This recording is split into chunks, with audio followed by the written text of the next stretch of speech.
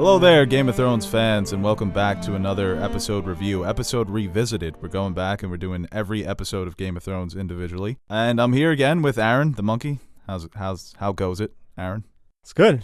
Going strong, Definitely not tired or getting old at all, so. It's only been 5 weeks, so if we can't make it through this, then we're amateurs. Well, we never said we were professionals. Yeah, we're somewhere in between. Average Joes. Should we copyright that? I think Dodgeball already. Ah, right. Good underrated comedy. Not bad. Yeah. I actually fucking love Dodgeball. Yeah, so. no, that's... All right, so this episode opens with Ned continuing his investigation into what happens with Sir Hugh, and Barristan Selmy in another speaking role. Whenever you can get Barristan in a scene, I love this guy. And they're back and forth. You can see the mutual respect that they have for each other. And Ned brings up that he was lucky he never met Barristan on the field during the battle at the Trident. And another reference to Robert's Rebellion. It's nice to see that Barristan's a little humble, because we all know that he would absolutely wreck Ned.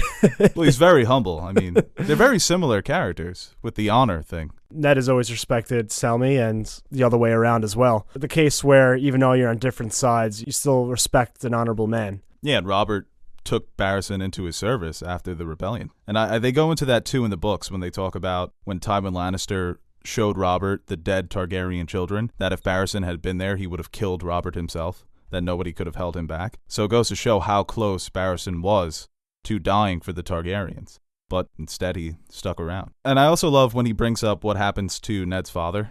And right away, Ned changes the subject. He's like, it was a tragedy what happened to your father. And Ned's like, what about something else?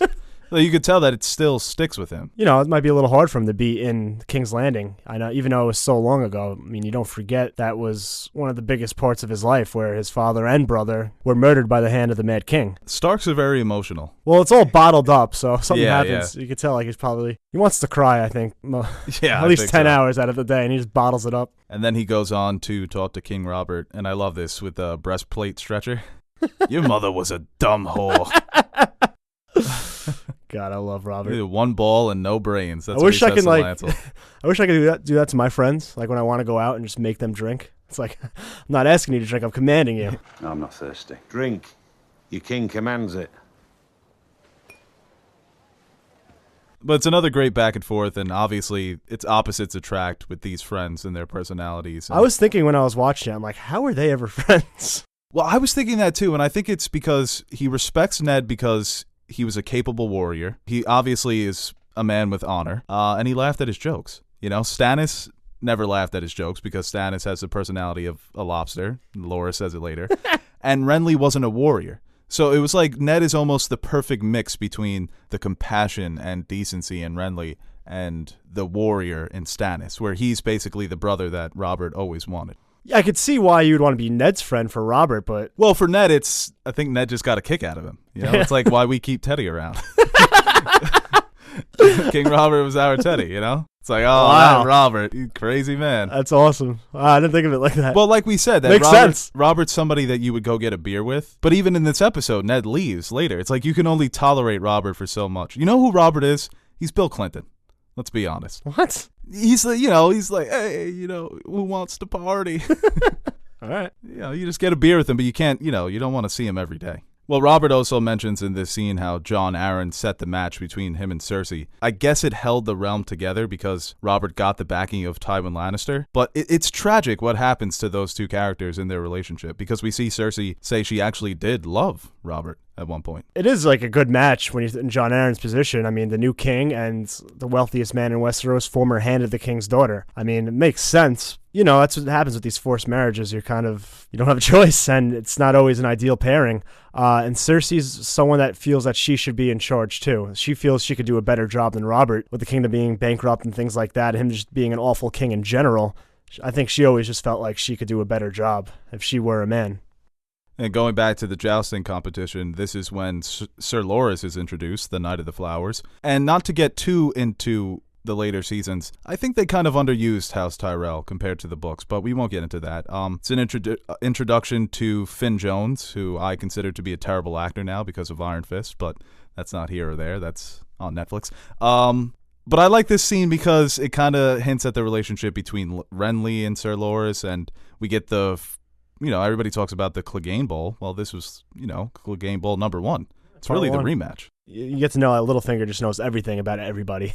All his dirty secrets when he says to Renly, and when will you be enjoying your friend, referring to him and Renly. Yeah, that's a nice back and forth between them, too. When they make the bet, he's like, oh, maybe you could buy a friend, Littlefinger. It's like, touche there, you little twat. And it's also Sansa's idea of what life is supposed to be, kind of another crack in that fantasy that she has, where Littlefinger says Sir Loras basically cheated, that he knew the Mountain's horse was having a tough time, and he used that to his advantage. And Sansa's like, Sir Loras would never do that. There's no honor in tricks. You do a good Sansa, man. Yeah, I mean, come on. And I also want to point out, Sophie Turner, she's bad in this first season. She is not a good child actor. Compared to Maisie Williams, it's not even close. She does get a lot better. Yeah, she does. The first look at the Mountain, just how much of a crazy man he is, a wild Tywin Lannister's dog. Yeah, and I love that too when Robert stands up and says, stop this madness in the name of your king. And the way that shot where the hound kneels and the sword just goes right over him. This madness in the name of your king! But back with Catelyn and Tyrion, where Catelyn was telling everybody, yes, we're traveling back to Winterfell on the King's Road, but she's really taking him to the Eyrie. And once again, Tyrion's like, this Catelyn, she's pretty clever. This whole plan to arrest Tyrion, really dumb. And Tyrion tries to convince her in this scene, you know. Pretty convincing. Like I was going to say, like at that moment, Catelyn's probably like, oh, fuck, you probably didn't do it, but we're already halfway there. So we might as well go on with it. I had nothing to do with the attempt on your son's life. The dagger found... What sort of imbecile arms an assassin with his own blade? Did I gag him? Why? Am I starting to make sense? And we get really one of our first like action pieces where it's, you know, a squad against a different squad when the Hill Tribes come against Catelyn's arrest party. Yeah, it's pretty good action. We see Tyrion defend Catelyn. And right there too, like if you're really guilty and someone's about to kill the woman that just arrested you and is going to take her head off, you wouldn't save her as well. So yeah, you're free at that moment. The hints it's are like all your there. captor Well, is no, killed. you're probably dead too. You think so? No, he probably would have survived, actually. No, I think he says to Bronn, kill Sir Roderick, I'll give you a lot of gold. Let's go back to the Westerlands or King's Landing. Well, if they lost to the Hill Tribes, but... In the books, when Catelyn's watching Bronn, when they do the trial by combat, and Catelyn's thinking back about Bronn, thinking, man, when those Hill Tribes attacked us, he was moving like a panther. So I think that's pretty cool. And we get to see Bronn in action, who's one of the better swordsmen. Yeah, Tyrion's definitely scouting. Oh, well, the whole episode, he's like scouting Bronn, and I like him. And then back in Winterfell, we have the scene between Bran, Lewin, and Theon, where Bran is learning about the different houses and their mottos, their sigils. And it's a sad scene, too, because, you know, Lewin tells him his mother stood by his bed for 3 weeks. Obviously can't understand why she would leave, but... it's a sad scene. Well, yeah, he brings up family duty, honor, the words of House Tully, but what she's doing is for her family. Bran doesn't see that she's actually trying her best to, you know, help her family, even though, like we just said before, it might not be the best route to go. But Theon's been getting lit up late recently. Now, Lewin does a nice little jab about the failed rebellion. Oh, I love that. Lords? The Greyjoys. Famed for their skills at archery, navigation, and lovemaking. And failed rebellions. Yeah, it is a scene. It's nice to see Bran like get a little optimistic when he tells him how the Dothraki can shoot bows on horseback, and with Tyrion's device, they may be able to achieve that. So, and Theon in the next scene too at Raz when he tells her that there's not a house in Westeros that can look down on the Greyjoys, when you've just been getting straight up roasted for being a Greyjoy the past 2 episodes. Yeah, I don't think he realizes that the whole country hates the Ironborn. Like, they hate House Greyjoy. Like, everybody's racist towards them or prejudiced towards them. And it shows Theon's tendency to be jealous, the fact that he's competing with Tyrion. Tyrion's not even in the room, and he's like... She also brings up, you know, how he calls, like, he says he's the ward to the Starks, and she's like, oh, that's what you call it? Yeah, again, being mocked for being a prisoner, basically, being a hostage. It's kind of sad, you know, like, I can see why he's kind of like that. He's always being put down, but still doesn't change my opinion of him. He's still a whimy little worm. And this scene shows that Raz is going to be a more prominent character than she is in the book, because she doesn't even have a name in the book, right? Just a red-headed whore. Back in King's Landing, we see Varys talk to Ned by himself, and he basically warns Ned that his friend Robert is in trouble. And I love how Ned's like, why didn't you come to me earlier? I've been in the capital for months or weeks. And Varys is like, well, I was scouting you. I wanted to know if I could trust you. But I've always wondered the intentions of Varys in this first season. If Ned would have put his trust in Varys instead of Littlefinger, would Ned be alive. Well, Varys, like, he wants to, I guess, destroy the realm very slowly, because, like, how we hear when he talks to Illyrio in the dungeons that they need to wait for Khal Drogo to be ready. They need to wait for Rhaego to be born. They need to wait for their omens to signal war and things like that. So he wants a more of a slow down burn. I think what Varys is ultimately trying to do here is just... I think what Varys is trying to do here is stall for young Griff. Because I think at this point in the show, there was plans to introduce young Griff into later seasons. Like, because we see in the next scene, like you said, with Illyrio, why include this scene if you're not going to do the young Griff thing? Because it makes no sense if he wants Viserys to be on the throne. If Varys' whole thing is King Robert's a terrible king, let's go get this whack bird from Essos. Yeah. Like, he wouldn't know about Daenerys at this point. And you brought this up in our video, Littlefinger vs. Varys. It just doesn't make as much sense when you remove the young Griff storyline. I think there's a lot of instances in the show where in earlier seasons they try to set up something more book-related. It leaves it open-ended enough where they can stray away from that if they want to, and I think this could be an example as well. Varys is actually trying to help Ned a little here. I think he can sense things are going to start spiraling out of control as fast as possible, so I think he's trying to delay the inevitable. And there was a callback to this scene in Season 7 when Arya tries to get back into the Red Keep. They do this when she tries to get back into Winterfell, and I love this. Arya just completely taking these guys to task. And she warns Ned about the two men that she heard in the dungeons because she's in that scene. She's hiding inside the dragon skull. And Ned is like, what the hell are you talking about, kid? Go to your room. And then Yoren comes and warns him about Catelyn taking Tyrion. And one of my favorite lines is when they're talking about the Eyrie and Tyrion says that it's impregnable and Bronn's like, give me 10 good men and some climbing spikes. I'll impregnate the bitch.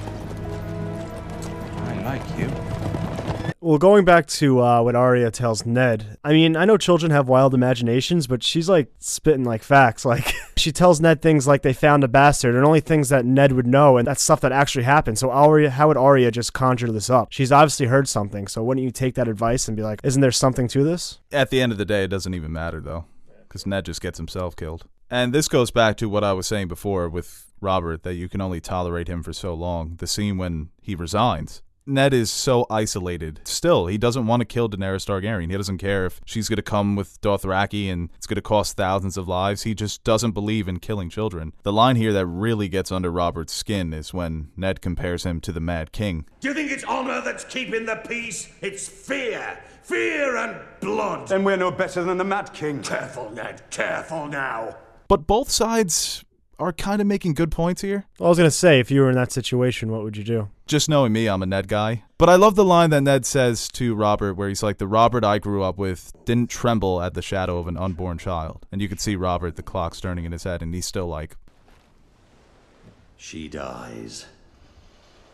And it's a callback to the rift that they had 17 years ago. That was the problem, when he didn't agree with the decision when Tywin Lannister laid the bodies of the Targaryen children. Well, it goes to show, too, how much Robert just irrationally hates the Targaryens because of what happened with Lyanna. And they get into that later in this episode. Well, we'll talk about that now, too, with Cersei and Robert, where Robert's talking about how the Dothraki would attack them and how we would have to stay in our castles, but they would just go around pillaging and murdering and raping and slaving our women and children. And Cersei says, we still outnumber them 5-1. And Robert says 5 that are basically split. And then you have one man with one cause and one army. Well, that's right. It's kind of foreshadowing the 5, verse 1, War of the 5 Kings. Once one ripple happens in the kingdom, immediately there's armies taking different sides.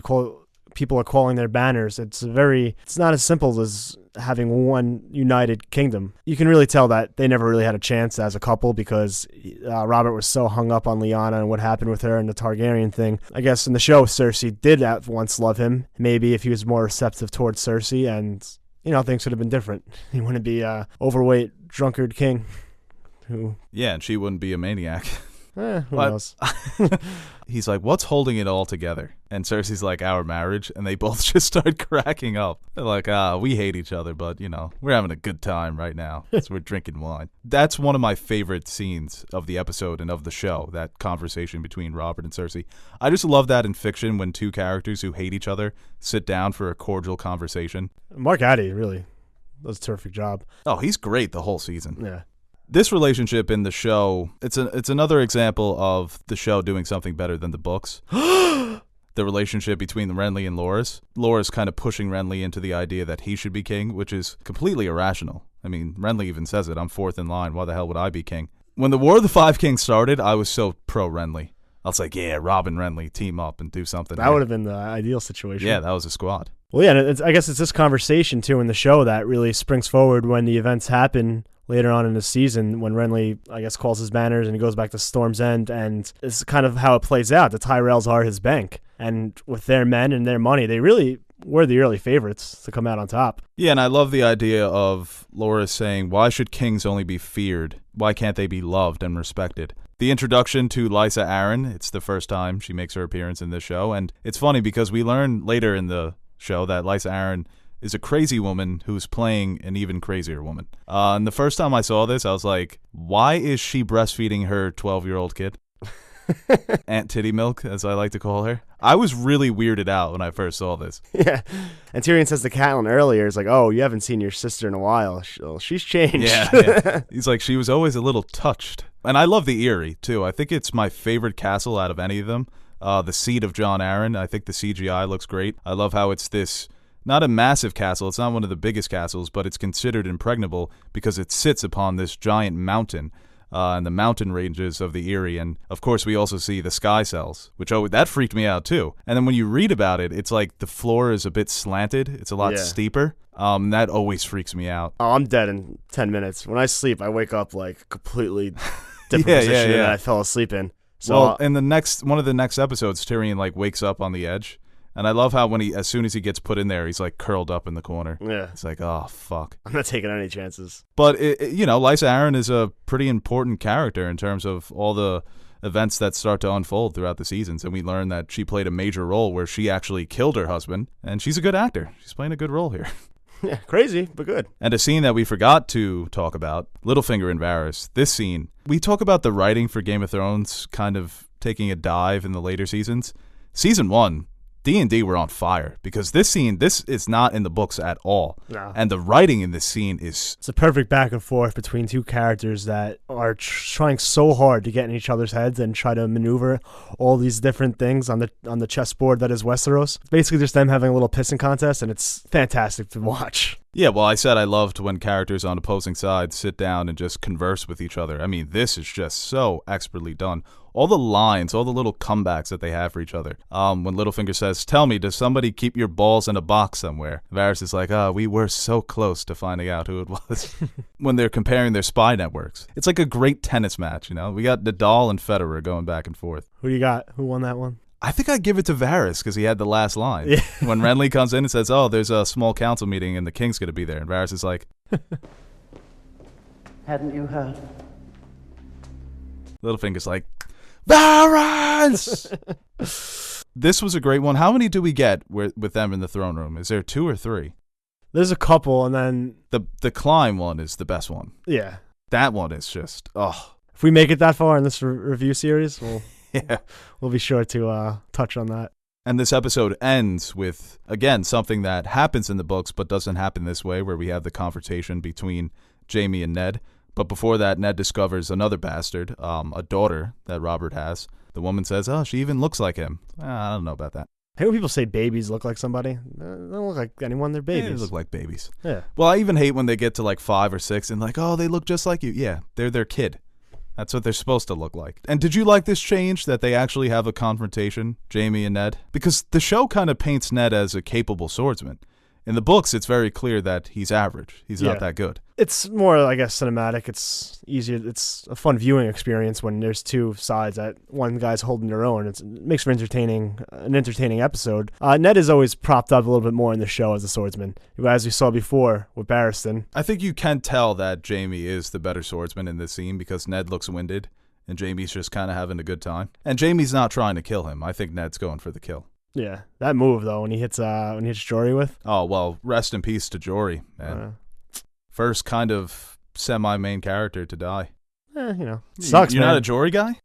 What? You're not a Jory guy? Well, he's not like a semi-main character. I mean, he's there. No, he was there. He was Ned's boy in the first.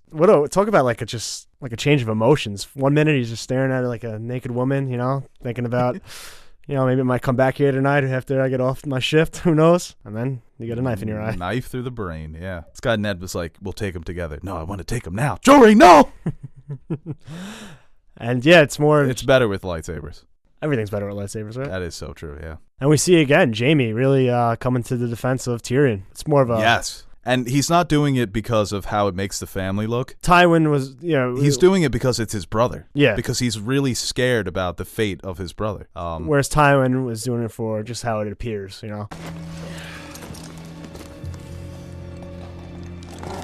My brother, Lord Stark. I want him back. Right, Tywin's in the next episode, right? I believe so. I fucking love Tywin. I love me some Tywin. That's a great scene, too, when he's fucking skinning the deer. All right, so episode 6. We'll just get that yeah. Let's just review the Tywin scene. So what would you give this episode out of 10? Really good one. Best of the that we've done so far in season 1. I think I'd give it like a solid 9. Really good episode. Yeah, I would give it a... I think it's one of the best episodes. I think it's one of the 10 best episodes of the show. It mixes the great character moments. It's really... The writing. The writing is fantastic. We got some nice battle scenes. I mean, it's everything you want in a Game of Thrones episode. I give it a 9.5. I think it might be the second best episode of the season. I'll up that to a 10. I think there's 2 10 out of 10s in this season. Yeah. Yeah. It's on record now. Okay.